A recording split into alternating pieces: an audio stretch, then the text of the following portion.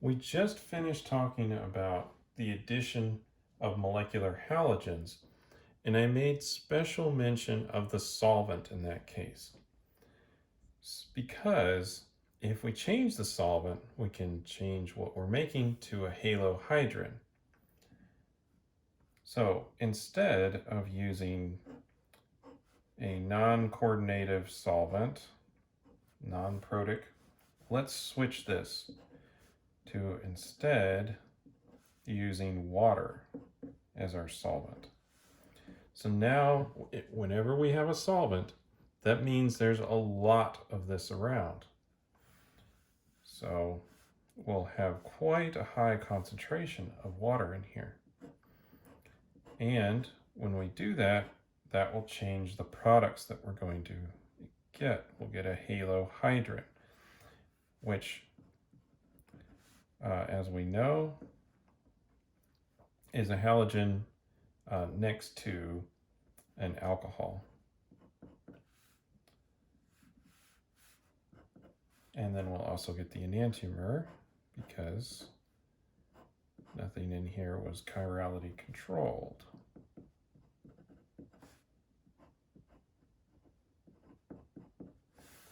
But this is a way to make a halohydrin. We can also do this process with chlorine and not a cyclic double bond here. So let's look at this as an example.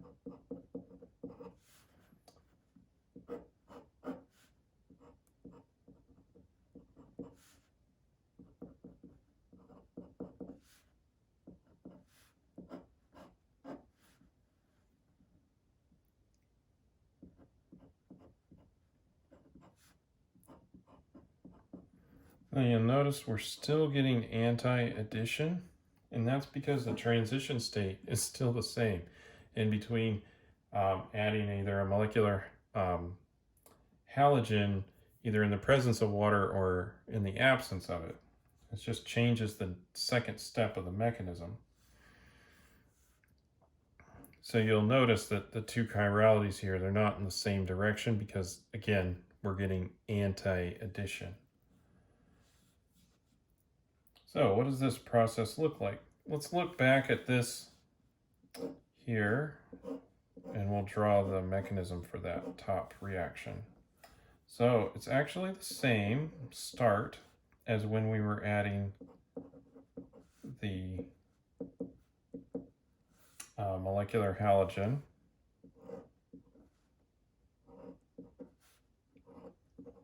Same start to the mechanism. Same intermediate. Get this three-membered bromine with the plus charge on it. And we're making some bromide in the solution. But there's relatively little bromide in the solution, and there's a lot of water in the solution. And so instead of the bromine, or the bromide, even though it's a better nucleophile because it's got a negative charge on it, the concentration really matters here. We have a lot more water because anytime you have something in a solvent quantity, that is a lot of it.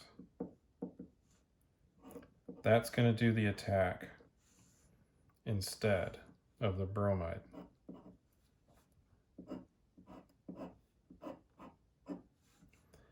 So now we'll have some water attached here.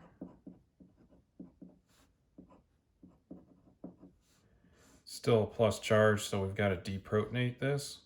And we'll just use a little bit of more of our abundant water to do a deprotonation, which I'm not drawing very clearly there, but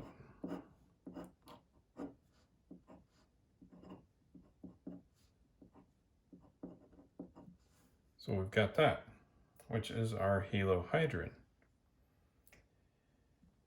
Now, again, the reason why the alcohol or the water does the attacks here is simply because it is much higher it has a much higher concentration in there. Now, we could change this by dissolving a different nucleophile in the solution. So imagine that we would like to put a bromine and a chlorine on this molecule. Well, what we could do is add bromine, and then we'll just add some sodium chloride in water, right? But we'll dissolve quite a bit of this in the water. When we do that, then we'll have chlorine be relatively abundant of a nucleophile, and it's got a negative charge, so it will be a stronger nucleophile than the water will be, and then that will outcompete it.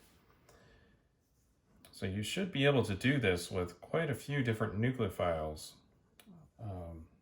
to produce the result of having one of them be a halogen, or bromine or chlorine, whichever you're using up here, and then the other being whatever other nucleophile you chose. And in this case, we just chose chloride.